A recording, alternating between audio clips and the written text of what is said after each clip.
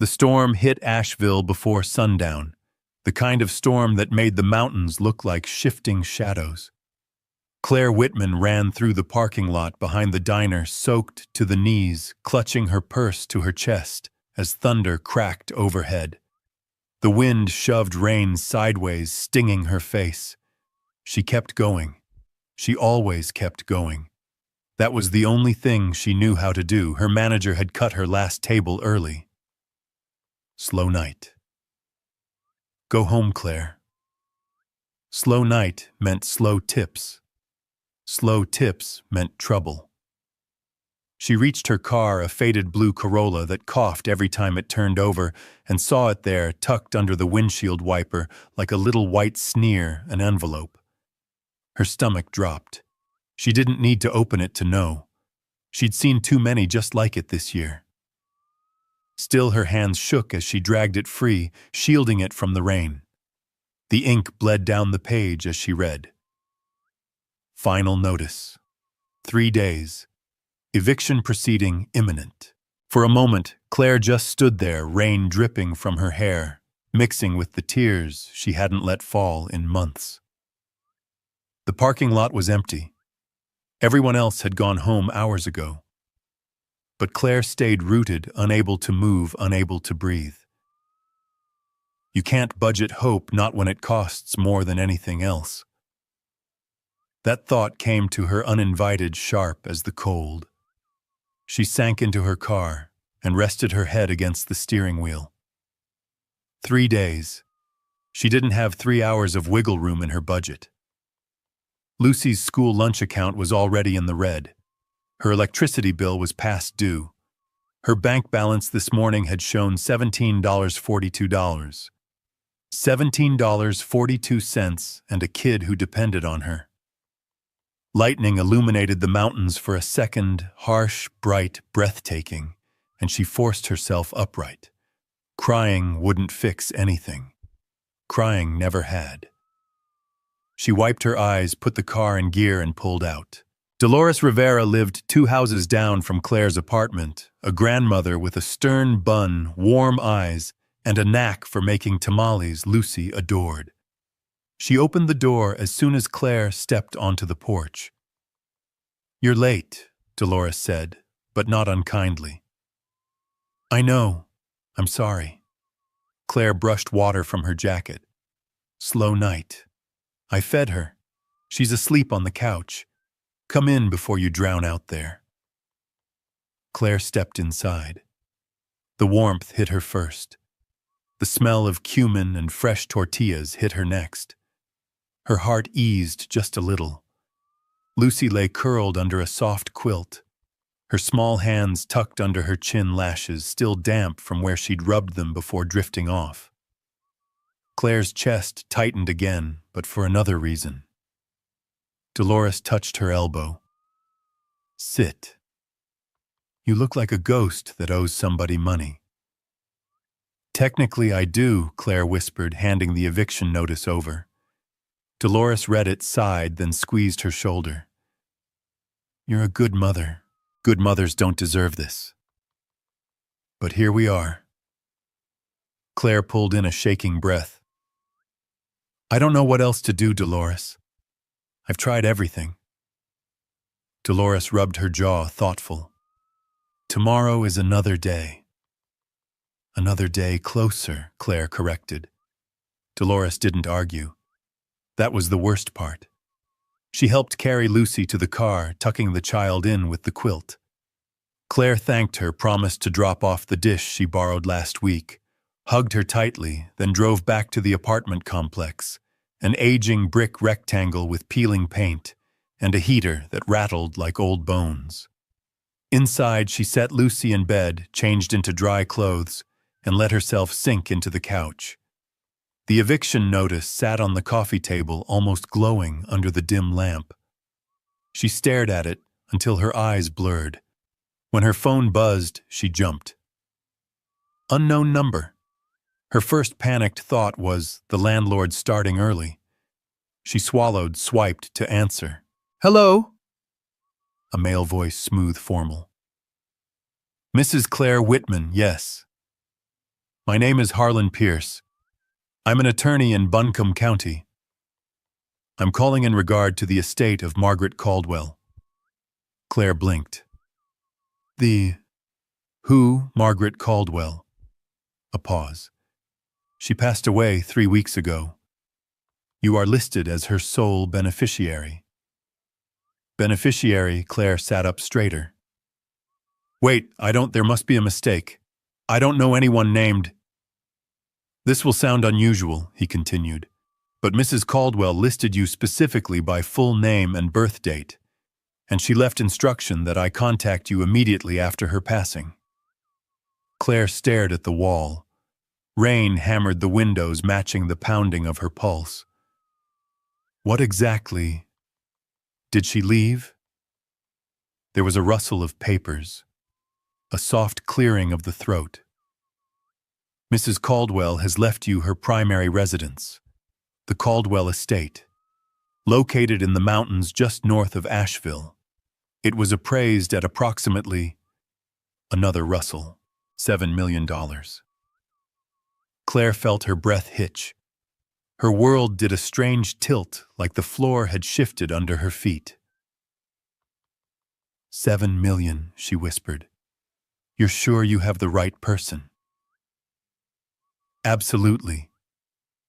Mrs. Caldwell also left a sealed letter addressed directly to you. You may collect both the letter and property documentation tomorrow if you wish. Claire pressed her hand to her forehead, dizzy. This doesn't make any sense. I'm not related to anyone named Caldwell. According to public records, there is a distant familial tie, Harlan said. But the letter may provide better clarity. Okay. I'll come in. Her voice sounded like it belonged to someone else. Tomorrow at 10 then, my office is downtown. Yes, 10. Very well. Good night, Mrs. Whitman. The line clicked. Claire lowered the phone, staring at it like it might burst into flames. $7 million. A house. A letter. None of it added up. She had never had family come to her rescue, not once. And Margaret Caldwell. That name meant nothing to her. Lightning flickered again, illuminating the eviction notice on the table. She picked it up between two trembling fingers. Then she looked at the ceiling and let out a breath that didn't feel like hers. Somebody, some stranger from another world, had left her a mansion. But why and at what cost? Claire reached over and stroked Lucy's hair. Her daughter murmured, leaning into the touch. Love you, Mama. I love you too, baby, Claire whispered. She turned off the lamp, but sleep didn't come. Her mind raced. $7 million. A sealed letter. A house she'd never seen. A woman she'd never met. And tomorrow she would walk into a lawyer's office and hear answers she didn't know she was searching for. Rain softened outside.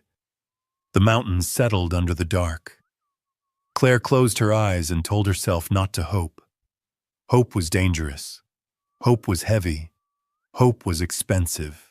But still, it rose inside her, stubborn and bright, refusing to be ignored. Maybe tomorrow, she thought, for once in my life, something might change.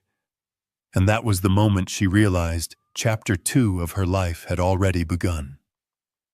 Claire hadn't expected the lawyer's office to be in an old Victorian house with blue shutters and a front porch lined with dormant azaleas, but then again, she hadn't expected to inherit anything either, much less a mansion from a stranger. She parked across the street and stared at the small brass plaque nailed beside the door, Harlan Pierce, attorney at law. Lucy shifted in the back seat, rubbing her eyes. Are we going to court, Claire? Smiled faintly. No, baby. Just a meeting. Will they have snacks? I hope so. Inside the office smelled like lemon oil and old books.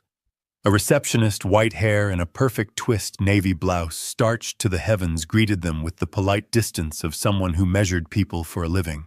Claire signed in with shaky fingers. "Mr. Pierce will be with you shortly." Claire nodded, sat, and wiped her palms on her jeans. Lucy climbed into her lap and nestled against her. When the door finally opened, a tall man in a charcoal suit stepped out. Late 50s, silver around the temples, eyes that could slice through fog. "Mrs. Whitman?" he asked. Claire stood. "Yes. This is Lucy." He offered a nod to the girl. "I'm Harlan Pierce. Please come in." His office was lined with leather-bound books and a window that overlooked the mountains. The storm had passed, leaving everything soaked and shining. Claire sat across from him and waited as he opened a folder on his desk. Margaret Caldwell, he began, was a very private woman, but methodical. She prepared this estate file in detail over the past 5 years. Claire kept her hands folded. "Why me? I don't understand." Pierce folded his hands over the file. "According to the documents, you are a distant relative on her mother's side. But she specifically noted this inheritance wasn't about blood." He opened a drawer, pulled out a thick envelope sealed with a red wax emblem, an oak tree. "She asked that you read this before we proceed." Claire took the envelope. It felt heavier than it looked. "Take your time," he said. She cracked the seal carefully. The paper inside was thick, creased, and written in looping script. "Claire, if you're reading this, I am no longer alive. Don't grieve, I've lived enough for 3 lives, and most of it was in hiding. You don't know me, but I've known of you. You've been watched in a way. Not for wealth, but for strength. You raised your child alone. You didn't cut corners. You stayed honest in a world that rewards the opposite. I've chosen you not out of sentiment, but trust. This estate and what's inside it needs someone who won't sell their soul the first time life gets hard. There is more in that house than land and furniture. There are truths locked away, and if you choose to open those doors, you may find that inheritance is not just about property, but legacy. And sometimes legacy comes with danger. You may walk away, sell the house, forget all of this. Or you may stay. And if you stay, you will eventually find the attic. When you do, be careful who you tell." Margaret Caldwell. Claire folded the letter slowly. She could feel her heart beating in her throat. "I don't believe in fairy tales," she whispered, "until someone hands you the keys to one." Harlan said nothing. He slid a small brass key across the table. "This opens the front gate of the Caldwell estate. The house keys are with Elias Monroe, the caretaker. He's expecting you." Claire blinked. "He still lives there?" "He maintains the grounds and stays in the guest house. He's been with Margaret nearly 30 years. Lucy perked up. "Is it a castle?" Pierce smiled. "Close enough." Claire swallowed the lump in her throat. "I don't know what to say." "Say you'll take a look," he said. "There's no rush. The estate is fully paid off. The taxes are covered for the next 2 years. You don't need to decide anything today." But she knew she would. Claire took the letter, the key, and the folder he handed her. Inside were property records, photographs, and a map of the estate grounds. Her name, Claire Whitman, was printed on every document. They stepped outside into the sun, and for the first time in what felt like years, Claire inhaled without her chest tightening. As she buckled Lucy into the car seat, the little girl asked, "Where is it, Mama?" Claire opened the map. Her eyes traced the winding drive, the lake near the back, the silhouette of the house drawn in black ink. "North of the mountains," she said quietly, "near the ridgeline. Can we go now?" Claire hesitated. The key was warm in her palm. "Yeah," she said. "Let's go meet our house." They drove for almost an hour past green hills through roads that narrowed into woods. The GPS lost signal halfway up the mountain, but the iron gate made itself known. Caldwell Estate wasn't subtle. The gates were tall, black wrought iron. Twisted vines had grown through the bars. An old stone pillar held a brass nameplate dulled from rain, but still readable. Claire inserted the key, turned, and felt the latch give way with a deep click. The gates creaked open like they hadn't been asked to do anything in years. The road up was lined with dogwoods and oaks leaves whispering in the wind. The house rose from the end of the drive like something out of another life, white stone green shutters, 3 stories tall with ivy crawling up its bones. Claire parked, stepped out, and stared. Lucy whispered, "It is a castle." The front door opened. A man in his 60s, tall with a gray beard and a stoic expression, stepped out. "Mrs. Whitman, yes. I'm Elias Monroe. Welcome to Caldwell Estate." He didn't offer a handshake, just a nod. Claire offered a tired smile. "This is my daughter, Lucy." Elias gave her a faint nod as well. Miss Caldwell mentioned her in her notes. She said to make sure the north bedroom was ready. Claire's brow furrowed. "She planned for us to come." "She did more than plan," Elias said. "She chose." Claire looked up at the house again. It was beautiful. It was haunted. And it was hers. But something in her chest turned cold. Inside the foyer, dust motes danced in the light. There was silence that didn't feel empty, but waiting. Lucy ran ahead, her laughter echoing down the corridor. Claire reached the main staircase and paused. This house remembers everything Elias said from behind her, even the things people want it to forget. Claire turned, startled, and for the first time she wondered what Margaret Caldwell had really left behind. The first night in the Caldwell estate passed in a strange blend of awe and unease. Claire barely slept. Even with Lucy tucked safely in the room across the hall, even with the silence thick as wool, she couldn't shut off the voice in her head repeating Elias's words. This house remembers everything. In the morning, the place felt both alive and watching. Sunlight streamed through stained glass windows on the landing, painting red and blue streaks on the old wood floors.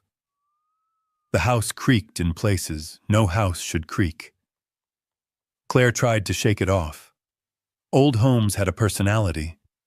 That didn't make them dangerous, just dramatic. She made breakfast in a cavernous kitchen that still smelled faintly of lemon balm and rosemary. Lucy chased dust motes in the sunbeams while Claire boiled eggs and burned toast. "I could get used to this," Claire murmured, flipping a pan over the gas flame that crackled like a fireplace.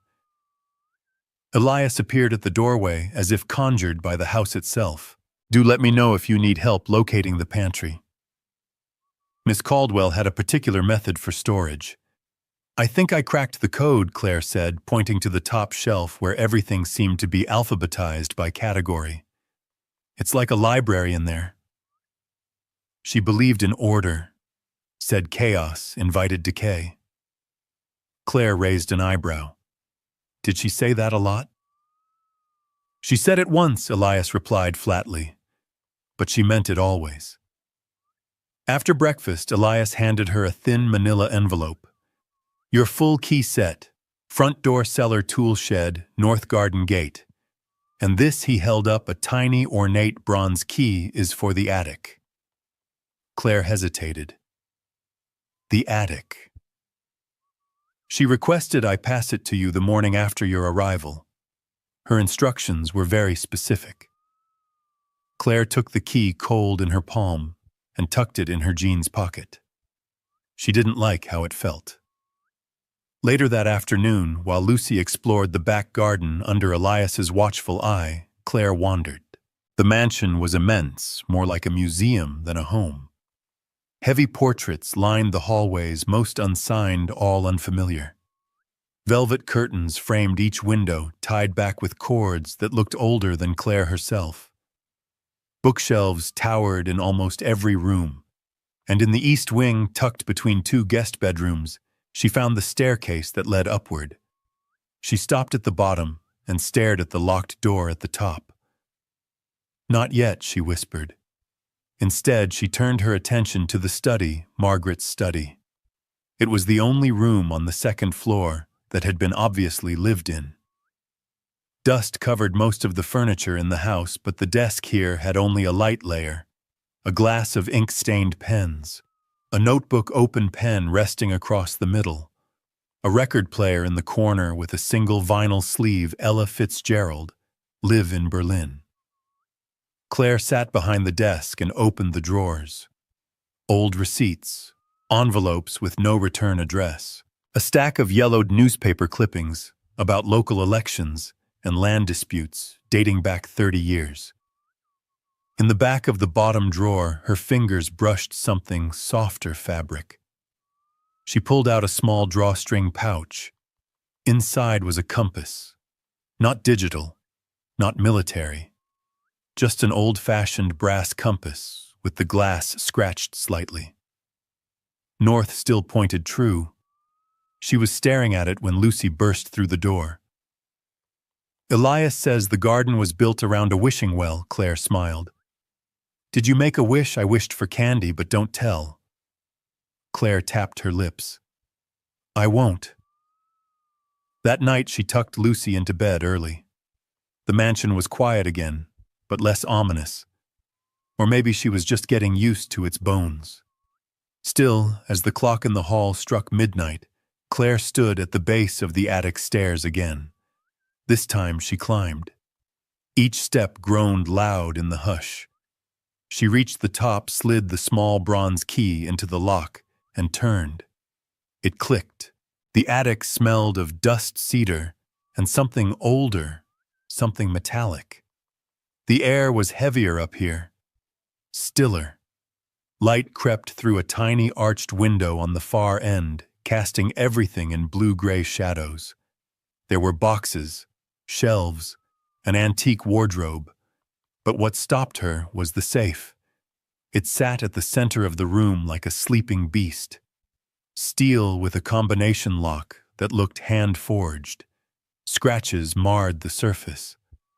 Beside it sat a wooden crate filled with notebooks, each one labeled in Margaret's tidy handwriting. Claire opened one at random. Inside were notes, names, dates, addresses, symbols. Margins filled with red underlines, newspaper clippings paper-clipped to entries. It didn't feel like a diary. It felt like surveillance. Her skin prickled. She flipped to the front page. Entry 001. They think because they smile, I'll forget what they did. But I don't forget. This house doesn't either. Claire sank to her knees beside the safe. A paperclip on the floor caught her eye. Then a torn scrap of paper with a single line scribbled, "Code, not where we began, but when we began again." What the hell did that mean? She sat back and let out a breath. "This house remembers everything," she murmured, repeating Elias's warning. Even the things people want it to forget. She gathered the notebooks, stuffed them into a canvas bag she found under a table, and headed back down the stairs. In the hallway, Elias waited. He hadn't made a sound. "You went up," he said simply. Claire nodded. She was watching. Everyone, wasn't she? She wasn't paranoid, Elias said.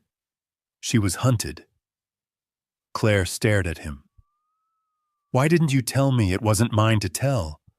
But now it's yours to uncover."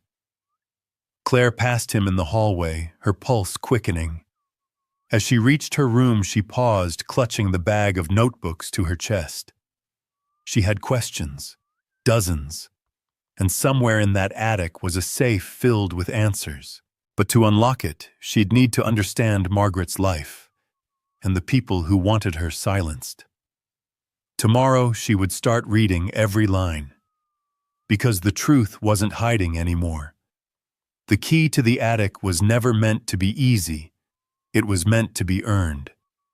And she was finally ready to earn it. Morning came with a sharp wind that rattled the windows like impatient fingers tapping on glass. Claire sat cross-legged on the living room rug, a steaming cup of black coffee in one hand, and Margaret's notebooks spread out around her like a paper fortress. Lucy played nearby, stacking blocks and humming to herself, oblivious to the secrets unraveling in her mother's lap. Claire was no codebreaker, but she was a waitress who had once memorized the names and drink orders of 60 regulars without writing anything down. Patterns were her survival. And Margaret's notes full of them. Names appeared again and again: Douglas Whitmore, Helen Whitmore, Archer Langdon, Wade Trammell. All pillars of the local elite, faces from framed articles in the study and newspaper headlines. Claire barely skimmed during her years scraping by. Then there were numbers, timestamps, parcels of land, payments, transfers. Margaret hadn't just been documenting. She'd been building a case. The line from the attic came back to her, not where we began, but when we began again. Claire flipped open the first ledger-style notebook and ran her finger along a red-circled entry dated 1997. It was labeled The Restart. That had to be it. She stood and went straight to the attic, leaving her coffee half full. Lucy called after her, but she promised to be right back. This time her hands didn't shake when she turned the dial on the safe. 1997. She pulled the handle. It groaned open. Inside was a metal lockbox, a sealed plastic envelope, and stacked neatly in rows bonds. Dozens of them. Claire recognized them instantly from crime documentaries: bearer bonds. Anonymous. Untraceable. Liquid. The kind of money that could be moved without a bank ever noticing. Next to them sat folders labeled with case names and nicknames. Dead End. Sycamore. The Orchard. She opened one folder at random. Inside were photographs, grainy black and white surveillance shots. One showed Douglas Whitmore shaking hands with someone Claire didn't recognize under a neon motel sign. Another showed a check photocopied for $275,000, signed by Archer Langdon, with consulting in the memo line and no recipient name. Claire's skin went cold. She stuffed the materials back inside, locked the safe again, and went straight to the guest house. Elias answered before she knocked. "You found it." Claire held up the envelope. "I need to know what this is. All of it." Elias stepped aside. "Come in." The guest house was modest, cozy. Books lined one entire wall and a pot of chili simmered on a hot plate. It smelled like sage and pepper. She sat at the small kitchen table while Elias poured 2 cups of tea. "I was Margaret's shadow," he said simply. She trusted very few. But when her husband died in '96, she changed. Stopped hosting charity events. Started asking questions. About them Claire asked, setting the envelope down. All of them. The Whitmores. The Langdons. Half the Asheville City Council. They built this town's second renaissance on dirty money zoning, kickbacks, embezzlement, blackmail. When Margaret found out, she didn't go to the press. She documented. Secretly. For years. Claire opened the envelope and showed Elias the contents. She mentioned a restart in 1997. "That's the year she started storing evidence," he nodded. "The year she stopped being Mrs. Caldwell and became the ledger keeper." Claire exhaled, eyes scanning the files again.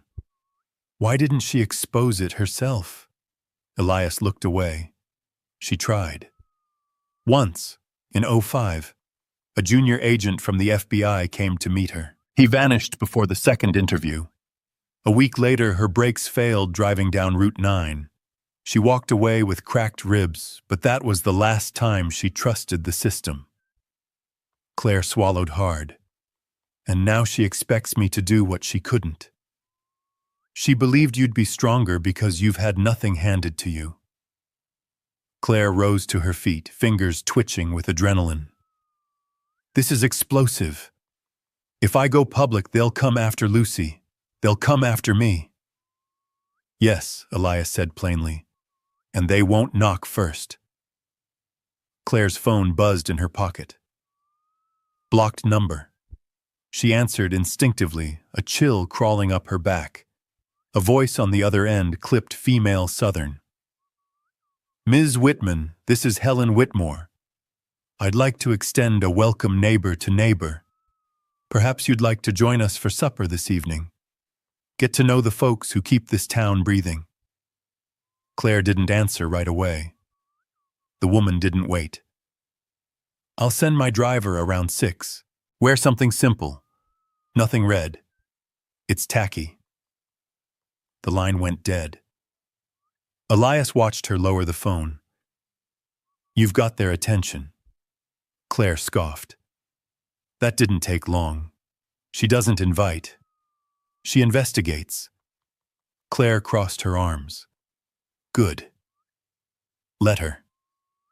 Back in the mansion, she dug out the one simple dress she owned that didn't scream thrift store clearance and brushed Lucy's hair with shaking hands. You look like a princess, Lucy said sweetly. Claire kissed her head. You're the princess. I'm the dragon slayer. At 6 sharp, a sleek black car pulled into the driveway. The driver wore gloves, said nothing. Claire got in. They drove through winding streets into the hills past other mansions with perfectly cut hedges and fountains imported from Italy. Claire had cleaned homes like these for tips when Lucy was a baby. Now she was being delivered to one. The Whitmore estate was bigger than Caldwell's. Newer, shinier, cold. Helen Whitmore greeted her at the door in a cream silk dress, not a hair out of place, her smile like polished marble. You must be Claire. My Margaret had eclectic taste. Claire extended a hand. Helen ignored it. Dinner was served on a long table with too many forks. Senator Douglas Whitmore sat at the head shaking Claire's hand with the grip of a man used to controlling every room he entered. Archer Langdon was there too. Claire recognized him from a magazine once real estate developer, philanthropist, full-time smirk. Conversation stayed civil. Too civil. Like a play they'd all rehearsed. Then Helen leaned closer and said, sweet as sugar, we're glad you've come. Asheville's very protective of its history. We prefer when new arrivals understand their place in it. Claire sipped her wine. Funny, she said. That's exactly what I plan to understand. Helen's smile never broke, but her eyes turned to ice. As the car brought her home later, Claire stared out the window at the trees sliding by like ghosts. Her hands were steady now. She had the files, the names, the safe. But most of all, she had reason. Reason enough to dig deeper. Because the key to the attic was never meant to be easy, it was meant to be earned. And what she'd found today, that was only the beginning. Claire couldn't sleep. Again. The Whitmore's dinner hadn't rattled her, it had sharpened her. But with each hour that passed, the weight of what she was holding pressed heavier against her chest. There were no second chances with people like Helen Whitmore. One misstep and this entire thing would bury her. She sat on the floor of Margaret's study with every folder spread out in a horseshoe arc around her. Lucy was asleep upstairs. Elias had retreated to the guest house after locking the gates and checking every entry point twice. The house was quiet, but Claire knew better than to believe it was safe. She opened the Sycamore file again. This one had photographs that hadn't made sense before, but now they did. A ledger entry cross-referenced with a map of zoning changes from 2009. A school demolished 2 years ahead of its contract's expiration. The land had been sold for development to a shell company owned by Whitmore and Langdon Holdings. It's always the same names, she muttered. One file had a sticky note on the cover, faded ink, barely legible. Langdon's weakness equals audit trail. Trammell, Axel's loyalty, not logic. DW equals untouchable. Unless. Claire underlined the word unless. Then her phone buzzed again. Blocked number. Second time in 2 days. She didn't answer. Let it ring. Then checked her voicemail. The message was short. 3 words. Male voice. You're being watched. She stood quickly and scanned the windows. Nothing moved. But the prickle at her neck said someone out there was listening, if not looking. She texted Elias voicemail. Threat, don't sleep. Then she shut off every light and made her way upstairs with a flashlight. Lucy's door was still closed, her steady breathing a balm. Back in her bedroom, she dug through the bag she'd used to carry the ledgers from the attic.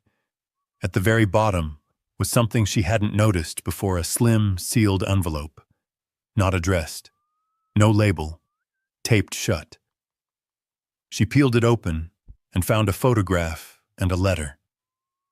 The photo was of a man, mid-30s, dark hair, strong jaw, dressed in what looked like a bureau windbreaker, standing in front of the Caldwell estate sign.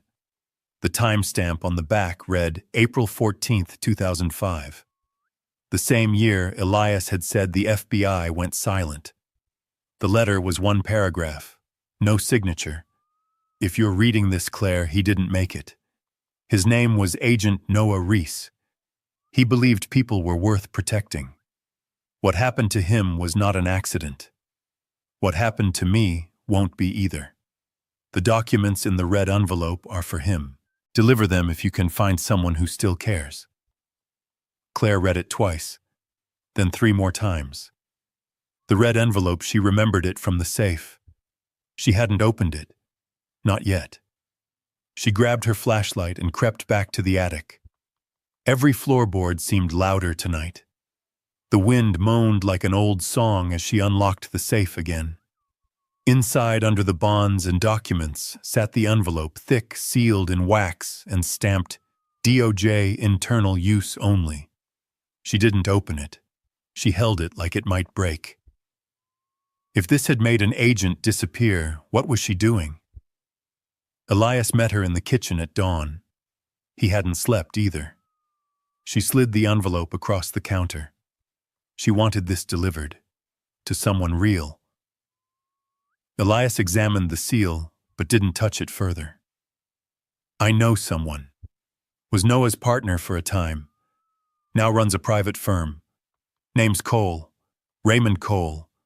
Claire jotted it down. Can you trust him? Elias nodded.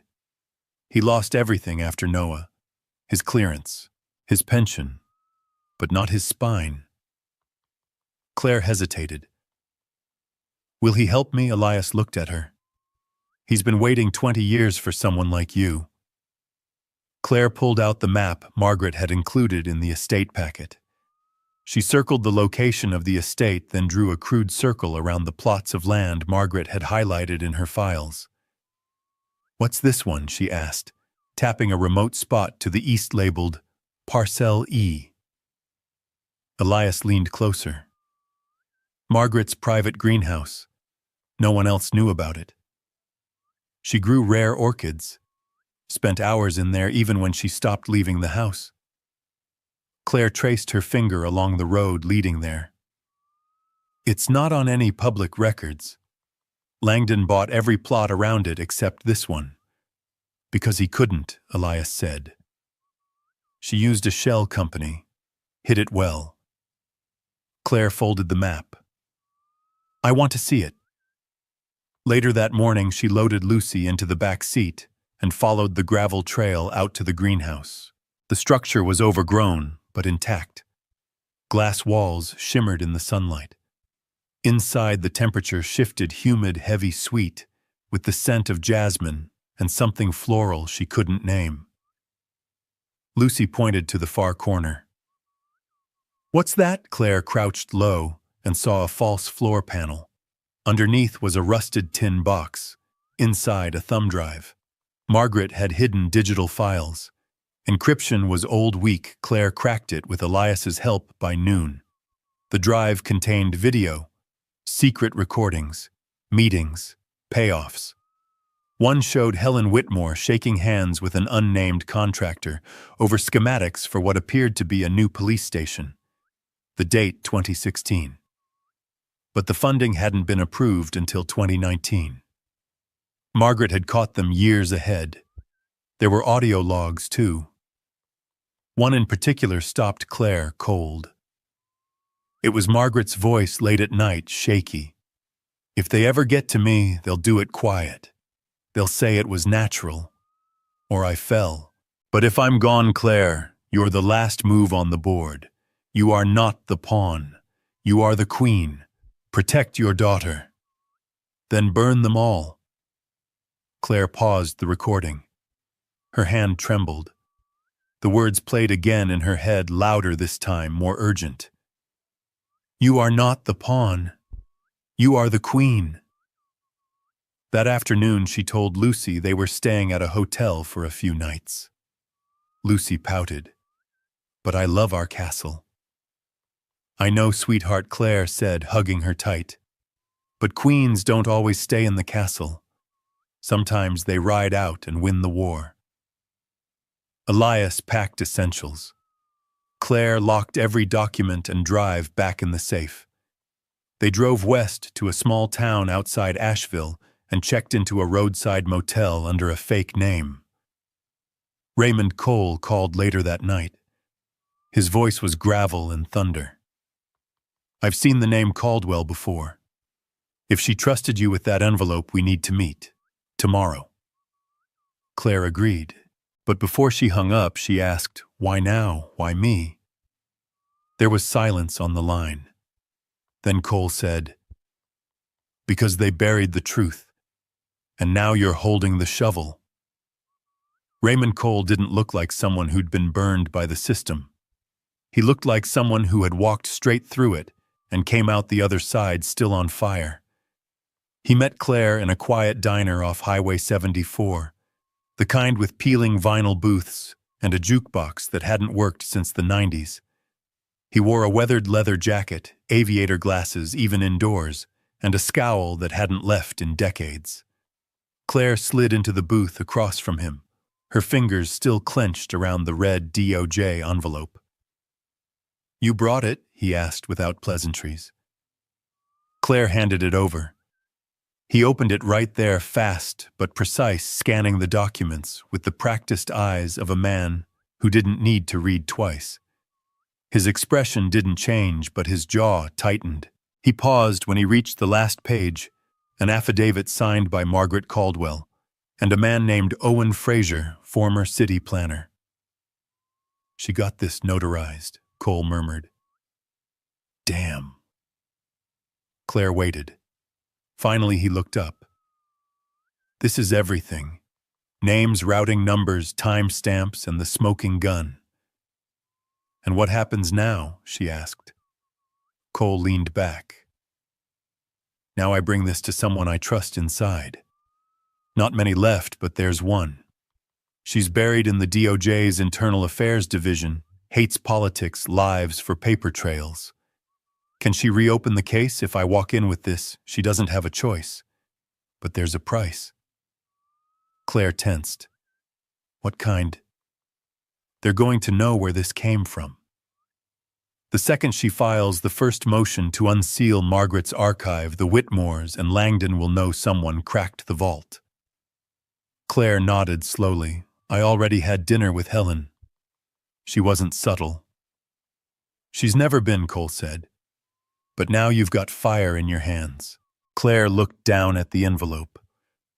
"And fire spreads." Cole's phone buzzed. He looked at the screen, cursed under his breath, and slid it to her. The screen showed a headline breaking Caldwell estate burglarized. Suspect at large. Claire's stomach dropped. They hit the house, looks like they waited until you left. She scrolled the article. The details were vague. No items reported stolen. No suspects. No leads. Just a potentially politically motivated act of vandalism. Lucy's okay, she said aloud, more to herself than him. You said you locked the files back in the safe, Claire nodded. All of it. The bonds, the drives, the records. Only kept one drive with me, Smart Cole said. But they weren't looking to steal. They were looking to send a message. Claire's voice was tight. Message received. Cole stood and dropped a 20 on the table. Let's move. I'm not safe staying in one place more than 20 minutes anymore. You're not either. They left through the back, cutting across an empty lot to Cole's Jeep. Inside, Claire buckled in the drive, pressed tight against her ribs in the inside pocket of her coat. Where are we going? Someplace quiet, he said. Someplace where I can make a copy of that drive and send it through a secure channel to DC. You'll stay hidden until we know they've taken the bait. Claire stared out the window as they pulled onto the freeway. The mountains rose like shadows on the horizon. You really think they'll move that fast? Cole glanced over. They already have. They just haven't hit hard. Yet. They drove for an hour past farmland and skeletal trees. Finally, they turned down a dirt road that led to a crumbling hunting cabin tucked in the woods. Inside, it was cold, but clean. Cole moved fast, setting up a laptop, portable hard drive, and a scrambled Wi-Fi signal off a satellite phone. Claire handed him the drive. I don't trust clouds, she said. I barely trust toasters. Cole chuckled for the first time. Good. Paranoia's a survival skill. He plugged in the drive, encrypted the files, and sent them to a secure government Dropbox with a burst of binary data. Then he powered everything down and tossed the satellite phone in a tin-lined box. Done. That's it. Now we wait. When she opens it, we'll know. Claire walked outside and sat on the porch steps. The air smelled like pine and frost. Her breath clouded in front of her. Cole joined her after a minute, carrying 2 mugs of terrible instant coffee. Margaret believed in people, Claire said. And she died alone. She didn't die for nothing. Claire looked at him. Are you sure? He sipped his coffee. She gave me the blueprint. You gave me the spark. They're not ready for both. They sat in silence until Cole's phone buzzed again. He read the screen, exhaled. She opened it. The motion's been filed. DOJ internal review starts Monday. Claire's heart beat faster. So now what? We testify. If they issue a grand jury subpoena, yes. But they'll try to stop it first, discredit you, frame you maybe. I've been broke, ignored, and underestimated for a decade, Claire said, her voice steady. Let them try. Cole nodded, but there was something heavy in his gaze. You need to go back to the house. Before they do. Claire blinked. What? They hid it once. They'll hit it again. But if we leak part of the file to a journalist, someone credible, they'll panic. And panic makes people stupid. You want to bait them. I want to trap them. Claire thought about Lucy, about the garden, the attic, the life they'd just barely begun to taste. You'll need to move, Lucy, Cole added, somewhere far, safe. Claire nodded. I'll send her with Elias. Cole placed a hand on her shoulder. Claire, if you go back, you can't go as a victim. You go as the one holding the match. Claire met his eyes. I'm not the victim anymore. She stood facing the woods. I'm not scared of fire, she said. I'm the one who lights it. Claire returned to the Caldwell estate, under cover of early morning fog. The world felt heavy, the sky a smudged gray blanket pressing down against the trees. Her breath ghosted in the air as she pulled the hood of her jacket tighter and parked the borrowed sedan 2 blocks away. Walking the rest of the way through back streets and overgrown trails, she kept her pace, quick eyes darting to every window, every branch that swayed wrong. The estate stood silent in the morning mist. Too silent. There were no lights, no birdsong, not even the usual rustle of squirrels darting across the massive oaks. A fresh padlock had been fastened onto the front gate. Shiny silver and mocking. They've already been here, Claire whispered. She didn't bother with the main entrance. Instead, she followed a side path she remembered from Margaret's notes. An old maintenance route mostly hidden by hedges and ivy, ending behind the greenhouse ruins. She scaled the low wall and crept up to the rear porch, heart thudding. She unlocked the back door using the spare key Elias had given her before everything went to hell. The house greeted her with stillness. Not the kind that soothes, the kind that watches. She moved room to room light on her feet, every creak beneath her boots making her flinch. The study undisturbed, living room clean. Kitchen spotless, but the coffee pot was missing. Odd. She ran upstairs, skipping the 3rd step it squeaked and opened Lucy's door. Empty. Stripped. The bed was bare. Her daughter's favorite books were gone. So was the stuffed elephant Claire had tucked in beside her that last night. Elias, she breathed. Was he running? Had he been threatened? Had they found him? But then the thought hit harder. What if he had given her up? Her stomach turned, but there was no time to spiral. She climbed to the attic, the place where it all began. She opened the door slowly and stepped inside, praying, begging Margaret's safe was still sealed. It wasn't. The heavy door hung open. Empty shelves stared back at her. The bearer bonds, the files, Margaret's recorded logs. Gone. Her legs buckled and she leaned against the wall, trying to keep from sliding to the floor. They had everything. A door slammed downstairs. She froze. Footsteps echoed on hardwood. Slow, purposeful. She pulled the taser Cole had given her from her coat pocket and crept down, hugging the wall. The footsteps moved to the foyer. She saw them before they saw her. Helen Whitmore stood in the grand entry wearing a cream-colored coat and heels that sounded like war drums on marble.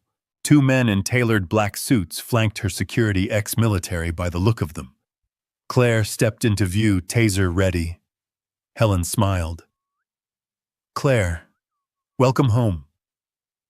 What did you do to my house? Claire said, voice tight. Helen's expression didn't change. We cleaned it. Margaret left quite a mess behind. You broke into my safe. Helen waved a gloved hand. You're safe, oh Claire. Nothing in this house was ever truly yours. It's all borrowed legacy. Claire stepped forward. You think stealing papers will erase what you did? No, Helen said. But it delays the narrative. And as you'll learn, timing is everything. You don't scare me. Helen's eyes narrowed, lips still smiling. Then you're stupider than I thought. I'm not scared, Claire said, taser unwavering. I'm furious. Helen signaled the men. Escort her out. No bruises. Yet. They advanced. Claire turned and bolted through the hallway past the old pantry into a narrow stairwell that led to the wine cellar. She shoved the door shut behind her, wedged a stool under the knob, and sprinted down into darkness. The basement smelled of mildew and cold brick. She remembered a crawl space Margaret's journals described it. She found the panel, kicked it loose, and crawled inside just as the door above exploded inward. Heavy boots descended. Claire didn't move, didn't breathe. She was pressed into the dust, heart racing. One of the men paused inches from her hiding spot. She gripped the taser. Then slowly, they turned and walked back up. Only when the last step creaked did she move. She crawled through the exit near the greenhouse and fled through the woods, cutting wide circles to lose any tails. When she finally reached the road, her lungs were burning. Cole was waiting in the Jeep. "You're late," he muttered, scanning the tree line. They took everything she said, breathless.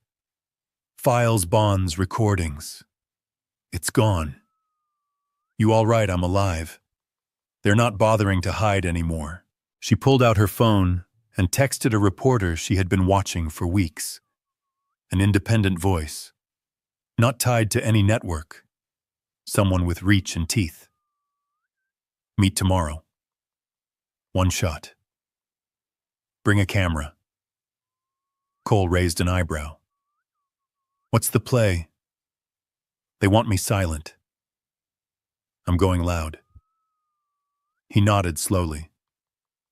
"They'll try to spin it. They'll fail. Because this time it's not about data." "What is it about?" Claire turned to him, eyes burning. "They own the board, but I'm flipping the table." The sun had barely broken over the treetops when the camera van rolled up to the Caldwell estate. Its tires crunched the gravel like static. Claire waited on the front steps, arms folded, a storm in her chest. No makeup. No filter. Her sweatshirt still smelled faintly of smoke from the night before. She wasn't here to be liked. She was here to be heard. Eliza Grant stepped out first, small-framed but sharp-eyed, trailed by a lean cameraman with a neck tattoo and a woman carrying a portable mic rig. No network logos. Just purpose. "You ready?" Eliza asked. Claire nodded once. They set up with speed, the kind that comes from doing this 100 times in worse places with fewer rules. Within minutes, a lav mic was clipped to Claire's collar, and the red light on the camera blinked to life. And she began. No script. No cue cards. She started with the inheritance. The shock. The dust-thick silence of the mansion. Then the attic. The files. Margaret's legacy sealed in metal and secrets. She told them about the zoning maps, the offshore accounts, the names buried beneath shell companies and fake charities. Langdon, Whitmore, their allies. She didn't read from notes. She didn't need to. Every detail was tattooed behind her eyes. When Eliza asked why now, Claire didn't hesitate. "Because secrets rot in the dark," she said, voice steady. "And this house has been fermenting lies for a long time." She didn't cry. She didn't ask for sympathy. She simply stated facts that made the camera flinch. Eliza gave her a long look afterward as the cameraman packed up. "You know this will piss off the wrong people. I'm counting on it." Within 6 hours, the edited clip went live on a fiercely independent media channel with millions of followers. Not traditional news, not corporate, but real enough to echo. By nightfall, it had passed 2 million views. By morning, it was a storm. Hashtags exploded. Hashtag Whitmore. Cover-up. Caldwell Files. Justice for Margaret. Screenshots of forged documents trended alongside side-by-side images of Claire and Margaret of Langdon, beside donation records to fake orphan charities of Helen Whitmore, smiling beneath headlines that now felt like poison. Claire sat on the couch, watching it unfold on Cole's burner laptop. Her face, lit by the glow of outrage, turned viral. "This is bigger than I thought," she whispered. Cole didn't look up. "Good. Now you're not a target. You're a symbol. That's harder to erase, but they'll still try." And they did. By noon, her voicemail was flooded with calls, some begging for interviews, others warning her to shut up. One anonymous message played only static, followed by a whispered, "Go back to the dirt you came from." Then came the more physical kind. A dead bird tied with red thread left dangling from the front gate like a twisted ornament. Cole took it down silently, burned it behind the shed. "Old school," he muttered. "Someone's reaching for superstition." Claire's hands shook for a moment, but she didn't let it settle. "Let them get creative. I have truth." What gnawed at her more was the silence from Elias. Since the break-in, nothing. No call, no message, no sign. Cole tried his contacts, checkpoints, shelters, backdoor networks. Finally, one hit. He handed Claire a burner phone. "Call this number. Ask for Nora." She did. A woman with a cigarette-rough voice answered. "Yeah, I'm looking for Elias. And a little girl. He's tall, quiet. She's got curly hair, big laugh." There was a pause. "They came through. They're safe, but they're not staying long. Is she okay?" "She's drawing pictures." "That usually means yes." Claire swallowed down tears. "Thank you. Don't thank me yet. Trouble follows your name."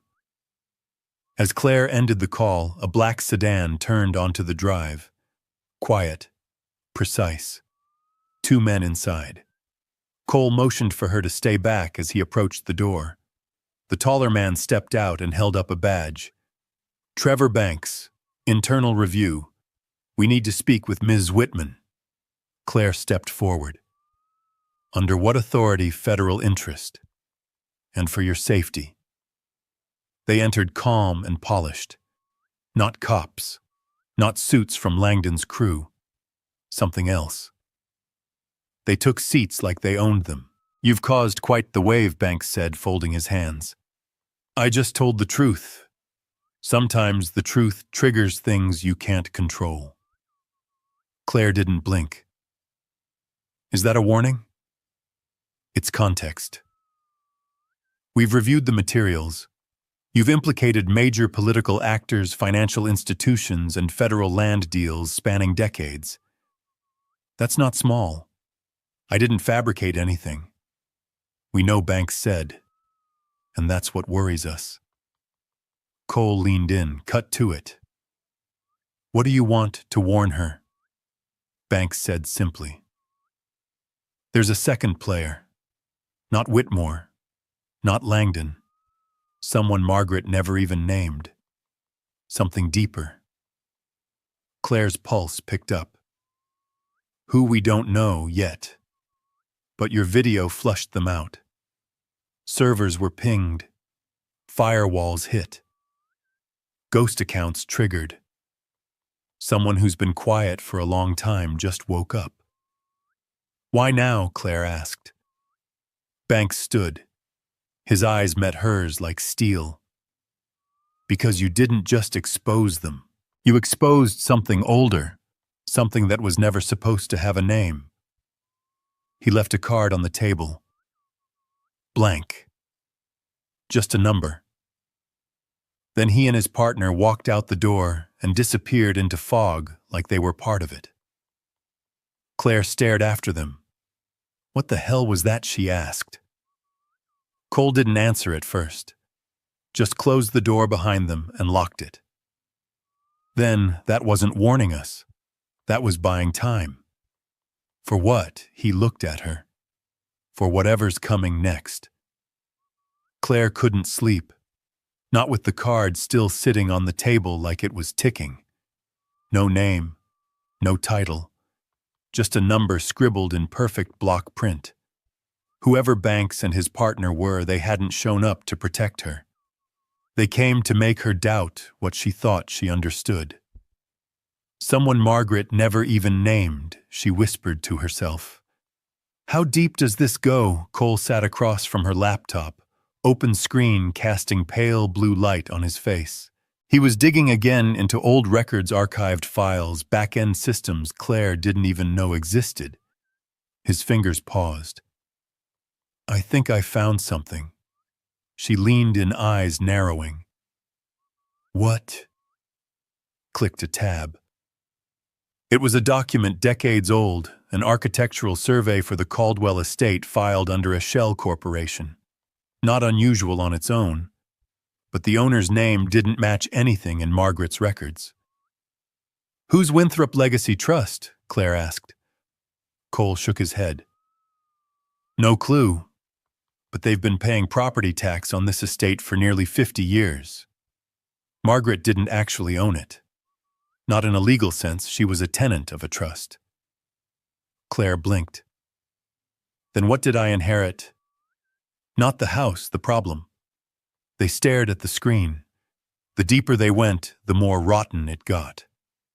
The Winthrop Legacy Trust connected to a network of other names, all sounding like they were pulled out of a library of forgettable finance firms. Each led to projects across the state. Old hospitals, shuttered schools, libraries closed for maintenance decades ago. I thought this was about money laundering, Claire said. Zoning contracts, offshore holdings. Cole looked up at her, eyes dark. This wasn't just cover-up. This was architecture. A system, designed, hidden in plain sight. Land, power, influence. And all of it threaded through places no one paid attention to anymore. Margaret hadn't just discovered corruption. She had stumbled onto the blueprint of a shadow city, an ecosystem where everything looked abandoned, but was still alive beneath the surface.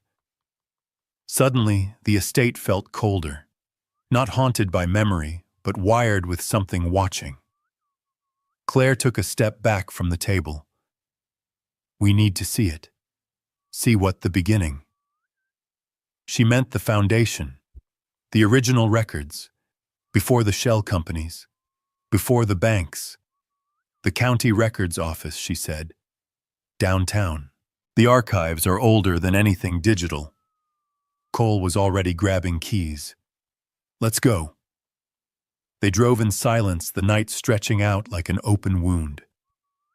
When they arrived at the government annex, it was past midnight. But Cole had a keycard stolen years ago, never deactivated. They slipped inside like shadows. In the basement level, behind steel cabinets and boxes reeking of mold, they found what they needed. Blueprints, microfiche reels, ledger books so old the pages crackled. Claire's fingers traced the name Winthrop stamped in red ink on multiple land claims dating back to 1894. It's not just the Caldwell estate, she whispered. It's half the county. But it wasn't just about land. There were coded mentions of compliance centers, evaluation zones, and containment sites. What the hell were they building? Cole muttered. Claire's hands trembled. She found a survey map. On it, a circle was drawn around the Caldwell land, but inside the perimeter, a series of interconnected tunnels was sketched in red pencil. Those aren't storm drains, she said. Cole flipped the map. A scrawl in cursive on the back read, "Silence is the true boundary. Let no light break it." Claire looked up, heart racing. They buried something. Cole nodded. And they designed everything around keeping it buried. They took photos. Everything they could. And when they stepped outside into the sharp air of early morning, Claire felt the world wasn't the same. Not because it changed, but because now she finally saw it. Back at the estate, the fog had returned, clinging to the porch and trees like it had weight. Cole laid the documents across the dining room table. "We're gonna need help," he said. Claire pulled out her phone. She still had Eliza Grant's number. The journalist would want a follow-up. But this time, it wouldn't be about corruption. It would be about construction of lies, of systems of silence. She sent a single message. "There's more. You need to see it in person." Her phone buzzed back 2 minutes later. "Be there by noon." Claire exhaled and sat back. She was exhausted, but her mind spun faster than ever. If Margaret knew all this, why hadn't she acted sooner, or had she tried? Had she been silenced? "I think Margaret left more behind than we realized," she said. Cole looked over. "Like what?" She wasn't just gathering dirt. She was trying to undo the structure, collapse it. Claire stood up, paced. "Maybe that's why she chose me. Because she knew I wasn't part of it. I wasn't built by it." "Then that makes you the first crack in the wall." They both paused when a loud knock rattled the front door. Claire and Cole locked eyes. Another knock. This one slower, heavier. Cole pulled his sidearm from under the table. Claire moved to the side, peeking through the curtain. A woman stood alone in a gray raincoat. Her face was obscured by the porch shadow. But when she looked up, Claire gasped. It was Rose Barrow, Margaret's former estate attorney, presumed dead. Claire opened the door before Cole could stop her. Rose stepped in, soaked from the fog, eyes sunken, voice a whisper. "I wasn't supposed to come back," she said, "but you stirred the ground." Claire blinked. "Why are you here? Because Margaret left me one task. And I failed. But you didn't." She reached into her coat and pulled out a manila envelope. "This is the real map, the one they never found." Inside, Claire saw a blueprint burned along the edges, water-stained and nearly unreadable. But in the center was one word written in black marker: catacombs. Claire's blood ran cold. Cole leaned over. "This isn't about secrets anymore, is it?" Claire stared at the word. "No. It's about survival." The blueprint, Rose laid out on the dining room table, looked like it had been dragged through a war. Its corners were scorched, water had bled the ink into veins of gray, and entire sections were patched with tape and handwritten notes. But the center was still legible, just barely. A thick black X marked the northeast corner of the Caldwell estate, and underneath it, catacombs in jagged black marker. Cole squinted. How the hell did they build this without showing up on any city records? Rose barely looked up. They didn't build it. They just uncovered it. The Caldwell family didn't construct this house above the tunnels. They were placed here to guard it. Claire felt her pulse race. Guard what Rose's eyes met hers, whatever they couldn't destroy. Outside, the wind kicked up, rattling the porch swing.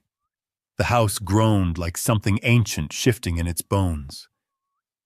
"This map," Claire said slowly, "Margaret kept it from everyone, even from Helen." "She didn't trust anyone in that bloodline," Rose replied. "She barely trusted me. But when she knew time was running out, she told me one thing. The truth isn't above us. It's below." Claire traced the lines on the blueprint connecting the estate's cellar to what looked like 5 descending levels beneath the property. Access points were scribbled in the margins. One was labeled simply "Chapel Door." "I've never seen a chapel," Claire said. "You wouldn't," Rose replied. "They covered the entrance in the 80s, converted the space into storage. But if the old layout's right, it's still accessible." Cole stood up, already grabbing his flashlight and jacket. "Then we go now." before someone else does. Claire hesitated. We bring Rose. The attorney gave a weary smile. I didn't come back just to warn you. I came to finish what Margaret started. They descended into the basement first. The air grew colder with every step, thick with earth and mildew. Claire could smell the difference immediately. This wasn't just a storage area. It was older, hungrier. Behind a false wall of paint cans and broken furniture, they found a sealed wooden panel nailed over stone. Cole pried it open with a crowbar. The sound echoed like a scream swallowed by centuries. Behind it, a narrow stone archway barely tall enough to walk through. A wooden door waited at the end, marked with a faded cross. The chapel door, Claire whispered. It creaked open into pitch-black silence. They entered together one by one, their flashlights cutting narrow tunnels of light through dust and cobwebs. The air was thick with the scent of damp rot and iron. Walls of stone hugged them close, carved carefully, not carelessly. Someone had planned this. Claire's heart thudded in her ears. Every echo felt like a footstep behind her. After 20 feet, the passage opened into a circular chamber. Stone benches lined the walls. A collapsed altar sat at the center, draped in a cloth too tattered to recognize. On the far wall, carved deep into the rock, was the same phrase she'd seen on the survey map.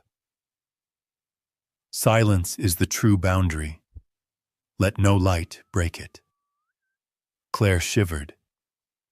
This place, it's not just forgotten. It was meant to be sealed. Rose knelt by the altar, brushing away dust. This is where it started.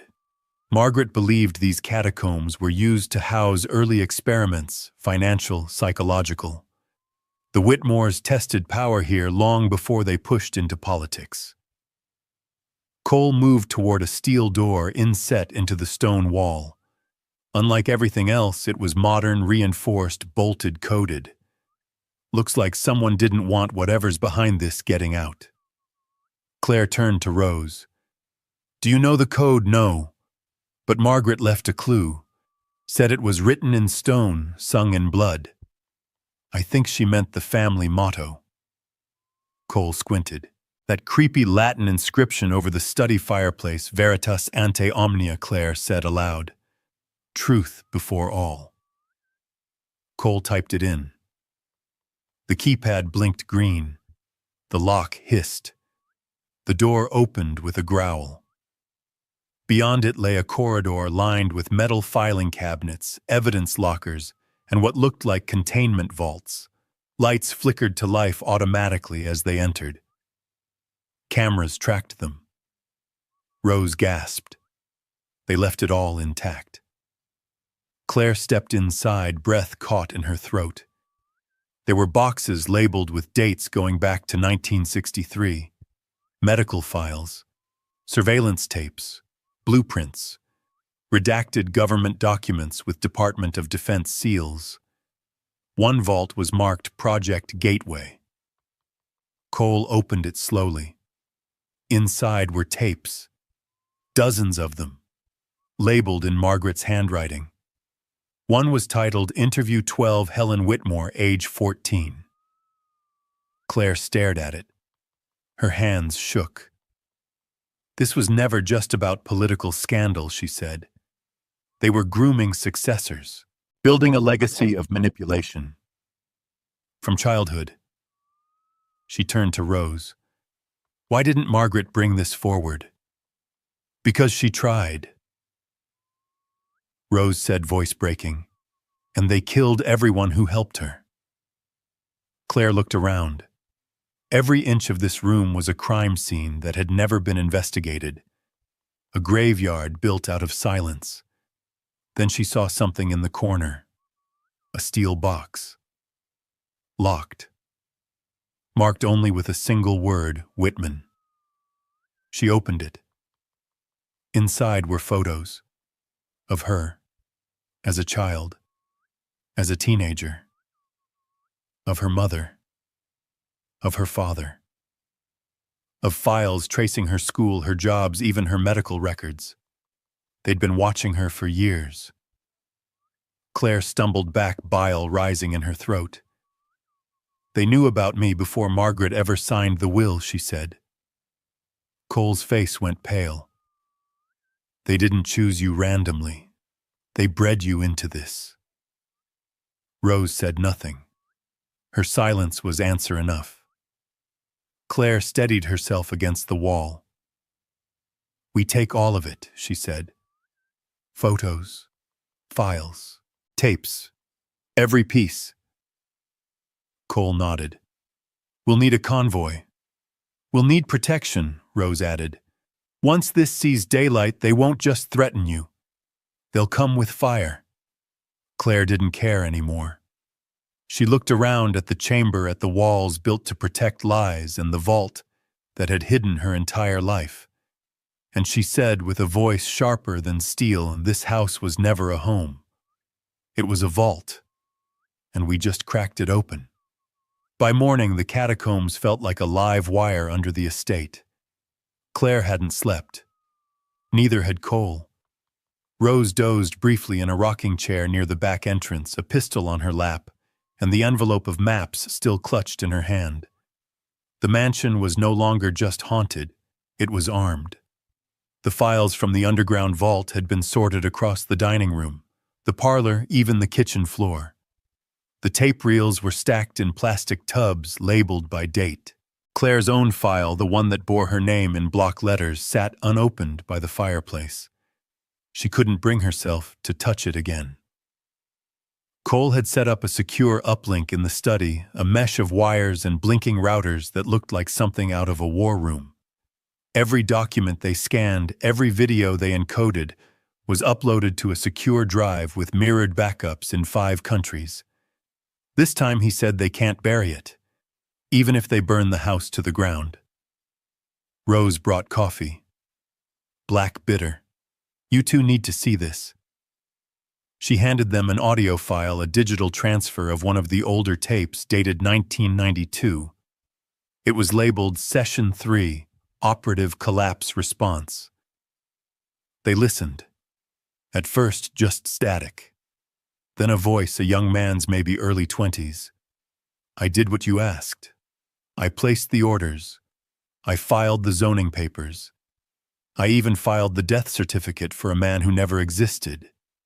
And you told me it was for the good of the order. You told me I was part of something sacred. Then silence. A second voice, older, colder. You were, and now you're contaminated. You know the cost of clarity. A gasp, a chair scraping, then the unmistakable sound of a gunshot. Claire yanked the earbuds out. They recorded executions, she whispered, like it was just protocol. Cole's jaw was tight. This is bigger than local corruption. This is institutionalized control. Psychological conditioning. They weren't just grooming politicians, they were building soldiers. Or martyrs, Rose added quietly. That's when the knock came. 3 soft raps, then one hard. Cole reached for the pistol under the couch. Claire moved to the side of the window and peeled back the curtain. Elias stood there holding Lucy in his arms.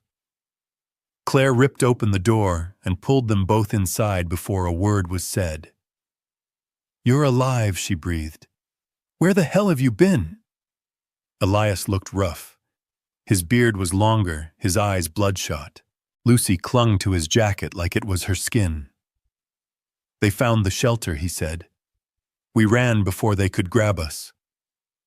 I think someone on the inside tipped me off. I brought her here because he looked down at Lucy, then back up because you're the only one I trust now. Claire took Lucy gently from him. The girl wrapped her arms around Claire's neck and didn't let go. Elias sat at the dining table and surveyed the war map laid out before him. What is all this? Claire exhaled. The truth. The part they killed Margaret over. the part they built the entire estate to protect. He stared at the documents. Photos of Helen Whitmore, Archer Langdon, even a young Congressman DeSoto, all intertwined in land deals, psychological trials, even staged disappearances. Then he saw the Whitman file. He didn't ask. He didn't need to. She was never random, Elias said. You were always part of the equation. Claire nodded. I think I was supposed to take over, inherit the legacy. But something changed. Margaret changed. She chose you, Rose said softly. Not as a successor, as a sledgehammer. The silence was thick with realization. Claire looked around the room, then down at Lucy. We have to end this. Not with another video. Not just files. We need to go public. Everywhere. Mainstream social whistleblower channels, even encrypted networks, all at once. Cole raised a brow. A simultaneous release if we're already targets, Claire said, eyes hard. We might as well aim back. They got to work. Elias used his old journalist contacts. Rose pulled old favors. Cole mapped out a sync strategy using shadow channels and darknet aggregators. By nightfall, they had a launch plan. 11:11 a.m. the next morning. Symbolic, repetitive, unignorable. Each file would drop with a timeline, a voice, a face, Claire's story. Margaret's evidence and the web that tied them all together. But Claire wasn't done. She held one final envelope, the one Margaret had labeled for her only. Inside a single photograph. Claire as a child standing next to Margaret in front of the estate's old greenhouse. Both were smiling. On the back, Margaret had written in blue ink, "You were never the heir. You were the undoing." Claire clenched, the photo emotion rising in her throat like smoke. "Then let's burn it down," she whispered. That night they reinforced the estate's perimeter.